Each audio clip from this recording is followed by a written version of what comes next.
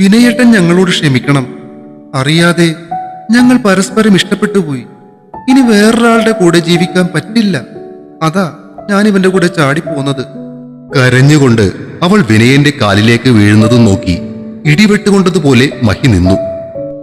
എന്റെ ചേട്ടാ, ഇവള് ചുമ്മാ പറയുകയാ. ഞാനൊന്നുമല്ല ഇവളെ ചാടിച്ചത്.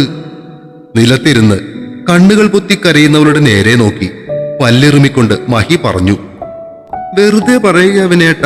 നാട് വിടാൻ വേണ്ടി ഞാൻ അവന്റെ അക്കൗണ്ടിലേക്ക് 45,000 രൂപ ഇപ്പൊ കൊടുത്തതേ ഉള്ളൂ.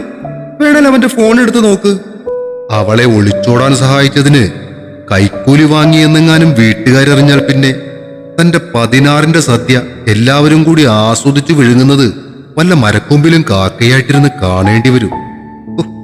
രക്ഷപ്പെടാൻ എന്താണൊരു മാർഗം? അവൻ ദൈന്യത നിറഞ്ഞ കണ്ണുകളോടെ ആമ്പലിനെ നോക്കി മിടയിറക്കി.